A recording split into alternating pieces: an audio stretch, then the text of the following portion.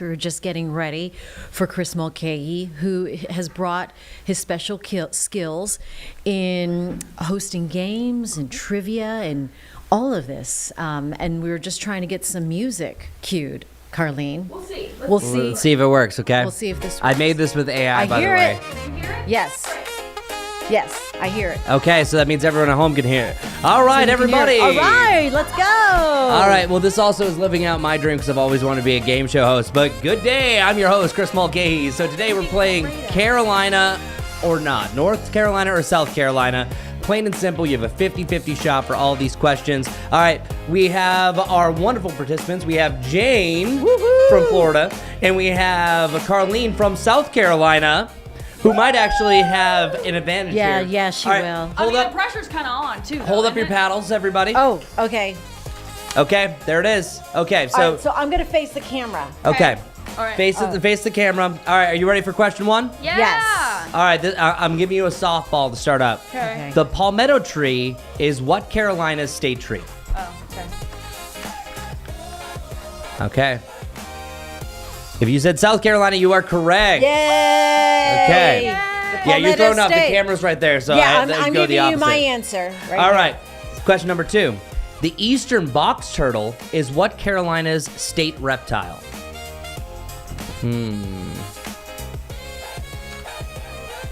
North Carolina is correct. Good job. 2 And for 2. South Carolina is actually the sea turtle. Sea turtle. Yeah, Okay. very good. I did do the deductions. I'm like, I know it's not South. All right, some of these get harder. The Boykin Spaniel is what Carolina's state dog? North Carolina or South Carolina? I'm not going to look at Carlene. I'm not cheating, but I'm going to say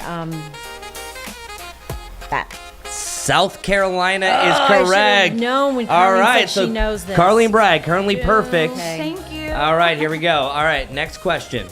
The Venus flytrap is what Carolina's state carnivorous plant? North Carolina, South Carolina.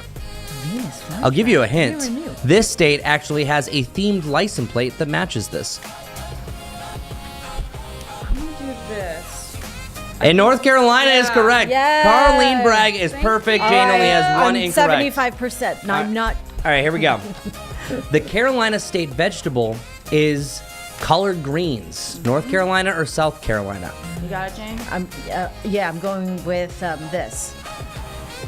South Carolina! Yes! Collard greens, gotta be. All right, so hey, no pressure. When I did this to Lisa, by the way, when we were doing this earlier, She's a South Carolinian, too. yeah, she got them all right except for one because I called them out that she was perfect. But let's see if you can keep it up. Oh, okay. Some people call it boiled peanuts or boiled peanuts. It's boiled peanuts. Is Yeah. this Carolina's state snack? North Carolina or South Carolina? Ready, Jane? Go. South Carolina's Yes, correct. I see the billboards on road trips Okay. for boiled My peanuts. favorite. It's like my favorite thing. Is it really? Okay, so Boiled this really? Peanuts. Okay. Oh, They're okay. at all the gas stations where I'm from, Yeah. they all have a pot. All right, Peanuts. and Carlene is a true South Carolinian. Yeah, Right? and you can tell 6 for Yes. 6. All right, this is the last question. The gray squirrel is what Carolina's state mammal? North Carolina or South Carolina? Okay. Carlene Bragg going perfect. It is North Carolina. We have a winner. Good job. That's so All right, exciting. that was good. That was fun. Good job, guys. Yeah. No, that was awesome. Hey, how many questions were there? 7. 7. So, I So got 6 for 7 is amazing. Hey. That's great. Yeah. Great job. Totally. Why, thank you. Why, thank you very much. Yeah, because I was going to have to do a tiebreaker of something random. Because actually, this all spawned off of last week. I was doing random trivia for like spring coming back, the state flower, and stuff like that. And the one I got everyone with is this Carolina state fossil is the mammoth. Ooh. I think it's state fossil. Is that North Carolina? No. Is that Oh, South I was going to North- go north. see- State fossils go Yeah, to no, North see that was the tricky one. I was like, okay, well, let's keep this going. Yeah, no. So, fun fact: the state fossil, which I didn't know about this either, was the megalodon tooth for North Carolina, and it's the woolly mammoth See, I for South Carolina. Woolly The mammoth. opposite. Wow. Yeah, see, but that doesn't count. You're still perfect. That was a you. different time. So yeah, no, I'm So taking that away you from you. didn't even need that warm up. Didn't even need Well, thank you very much, Impact Studio, for letting me Yeah. live out my That was dreams fun. of being a game show All host. right, more to come. Okay, You I appreciate proved your it. skills. All right, now let's get to the weatherman part of my life. All right, here it is. We have our head in the clouds, literally. This is what my mom tells about me. And we are dealing with some thick clouds up above. And now what's actually really cool is look just above where the banner is. That's blue sky. So oftentimes when you have fog here at the surface, it will start to lift, and it's just really a low deck of clouds. That's what keeps it so cloudy. And then eventually it starts to burn off. So what I'm saying is at about 15 to 1,600 feet above our heads, we have some blue sky. Already it's getting a little bit brighter in Monroe where the fog wasn't as thick. So things are heading in the right direction. We still have some dangerously dense fog, and that's why we've been under a dense fog advisory for the I-40 corridor. So that's going to be sticking around, I would say, for the next hour or two, and then we really start to clear things out. So since we're already starting to see a brighter overcast, that is a thing, that means that we're going to actually start to see some pure blue skies, those Carolina blues across the board. So we have the mid to the upper 70s today, the upper 60s up in the mountains, and then that sunshine is pretty much going to be with us for the duration of today. So it's really going to be a delightful one, which, by the way, some people are a fan, some people aren't, but the sunset time yet again for this Monday, March 9th will be 7:26.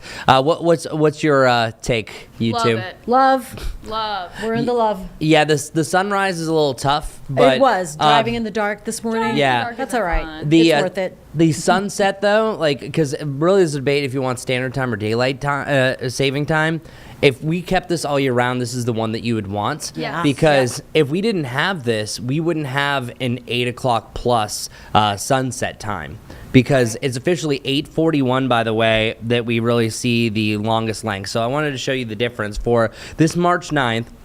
We had 7:43 as the sunrise time, 7:26 as the sunset time. Exactly 3 months from now, we have our earliest sunrise time, which is 6:08, and our latest sunset time is a few days after this, where it hits 8:41. So 3 months from now, we're really close to that, but at least at this point, we're going to really see our sunrise time get a lot earlier than our sunset time, and that's going to make up for a lot of lost time. So I'm seeing a lot of those spring features, so good news there. I already went through the forecast as far as what we're going to be today.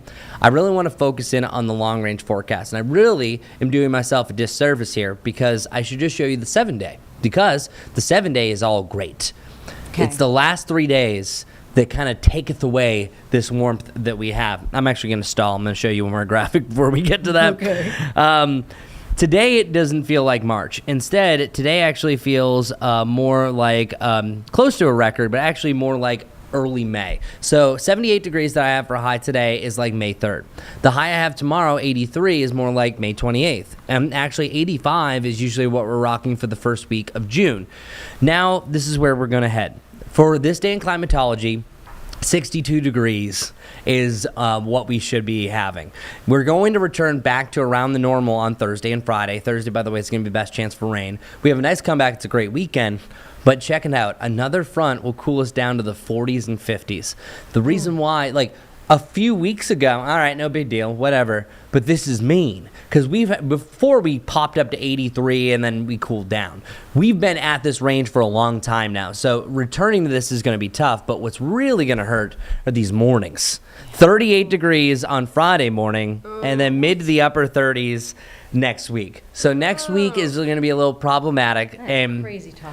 yeah, people are saying like, oh, could it freeze again? Yes, absolutely. It oftentimes is April that we have our last frost. So I'm just saying that even though it's been great, this is not March. We have been living May. So it is back to more like almost February status going forward. And our precipitation chances really only live in 2 spots.